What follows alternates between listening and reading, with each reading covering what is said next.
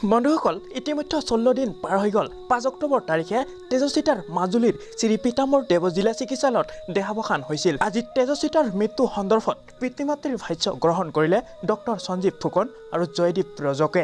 জীয়ৰীক হেৰুৱাৰ বেদনাত আজি কান্দি কান্দি সাক্ষ্যদান কৰিলে তেজস্বিতাৰ পিতৃয়ে।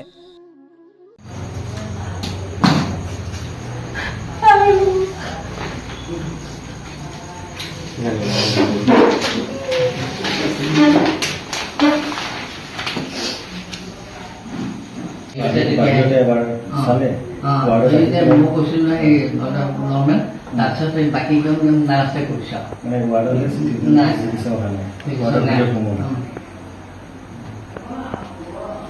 মিছেছে বহুত খাতি কৰিছে দবদবাই আছে বাইদেউ আমুক হৈছে নাই চিকিৎসক ৰখা নাই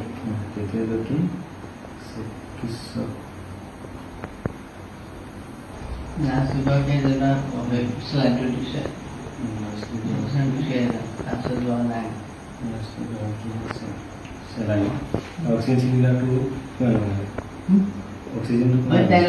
ফোৰগ্ৰেড এটা আহিছে লগত নাৰ্ছগৰাকীয়ে ফোৰগ্ৰেড এটা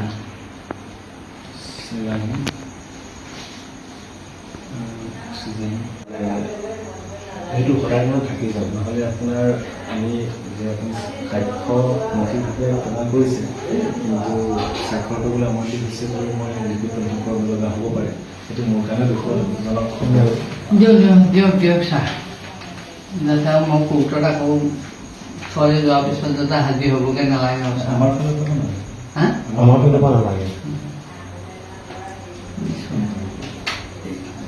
ৰাজহুৱা শুনানিৰ দিন আজি বিয়লি ৩ বজা টপলি গৈছে আৰু আজি পৰ্যন্ত আমাৰ উপায়ুক্ত কাৰ্যালয়ত আমাৰ যি কক্ষ আছে তাত উপস্থিত হৈছিল ৭টা দল সংগঠনৰ প্ৰতিনিধি আৰু ৪জন ব্যক্তি। তেওঁলোক কিন্তু কোনো প্ৰত্যক্ষদৰ্শী নাছিল, অৰ্থাৎ তেজস্বিতা বৰুৱাই এতিয়া চিকিৎসা লাভ কৰি আছিল। সেই সময়ৰ চাক্ষুষ অভিজ্ঞতা থকা ব্যক্তি আচলতে তাত গৈ পেলাই সাক্ষ্য প্ৰদান কৰা নাই আৰু আমি ইয়াত আজি সন্ধিয়া ভাগত উপস্থিত হ'লোহি আৰু তেখেতৰ পিতৃৰ সন্মতি সাপেক্ষে আজি আমি সাক্ষ্য গ্ৰহণ কৰিছোঁ।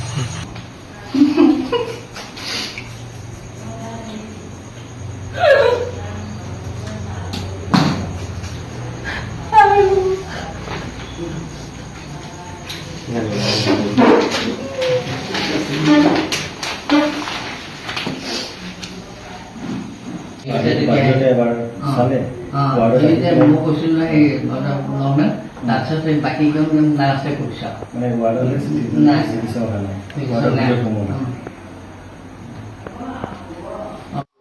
ছাবস্ক্ৰাইব কৰক আছামিজ তাৰকা চেনেলটো আৰু বেল আইকনটো প্ৰেছ কৰক সকলোতকৈ আগত ভিডিঅ'টো পাবলৈ।